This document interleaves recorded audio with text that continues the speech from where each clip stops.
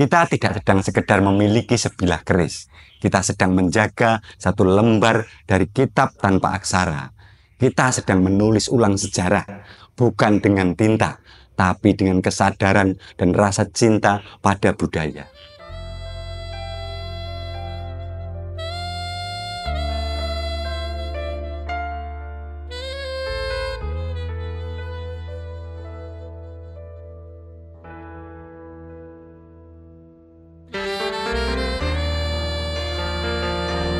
Keris adalah kitab tanpa aksara, sebuah warisan budaya yang tak tertuliskan dalam lembar-lembar kertas, namun diguratkan dalam bilah logam.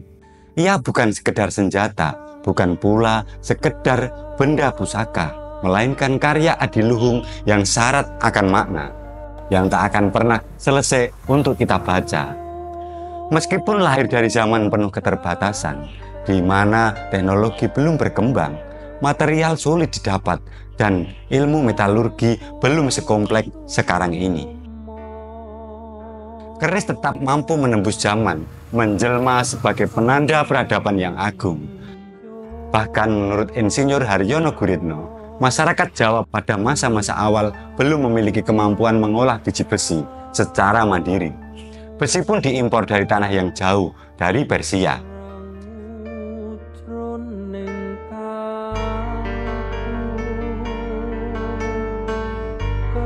Namun, justru dengan segala keterbatasan itulah, keris lahir dengan gagasan besar. Ia tak sekedar ditempa oleh api dan palu, tapi oleh kebijaksanaan dan ketajaman batin para leluhur. Kitab tanpa aksara ini tetap bertahan hingga hari ini, di saat banyak karya-karya modern yang lenyap ditelan zaman, tergantikan oleh konten-konten visual dan narasi digital. Keris masih tetap hidup, bukan hanya sebagai benda koleksi, tetapi sebagai pembawa pesan tentang nilai, tentang laku, tentang kehidupan.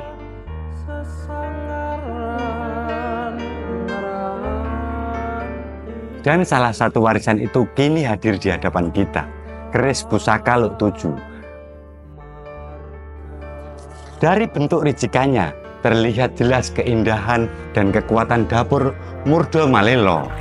Ditandai dengan kembang kacang, lamri gajah, jalen, bejetan, dan greneng. Namun apabila kita telisik lebih dalam, pada bagian luknya terdapat keunikan.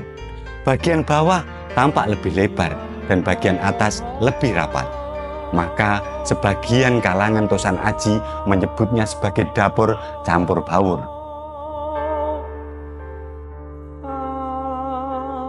Perbedaan penafsiran ini bukan sesuatu yang harus dipertentangkan, melainkan dimaknai sebagai kekayaan sudut pandang, karena pada dasarnya mencintai budaya adalah juga mencintai keberagaman tafsir terhadapnya. Keris ini memuat pamor kulit semangka dan tergolong dalam tangguh amangkurat.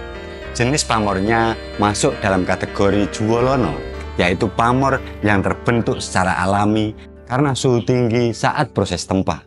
Sebuah proses yang bukan hanya menuntut keahlian teknis, tetapi juga penghayatan mendalam terhadap unsur alam. Hal ini berbeda dengan pamor Anukerto, pamor yang dirancang secara sengaja oleh sang empu, seperti Udan Mas, Kenongo Ginubah, atau Walang Sinutuh.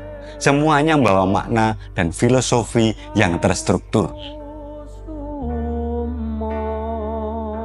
Secara ilmiah, jenis pamor dikelompokkan menjadi 3. 1. Pamor meteorit yang kaya kandungan nikel dan besi berwarna putih keabuan. 2. Pamor siderit berwarna hitam atau disebut nyana. Dan yang ketiga adalah pamor aerolit. Batu keras berwarna kuning keabuan hingga nyaris menyatu dengan bilah pamor, yang oleh BPH Sumo Diningrat disebut jalada.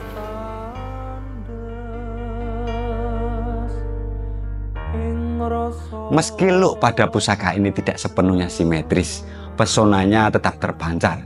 Ia tampil anggun dengan busana gayaman Solo dibuat dari kayu timoho bermotif pelet sembur, dipadu dengan pendok blewah polos yang sederhana namun kuat dalam kesannya.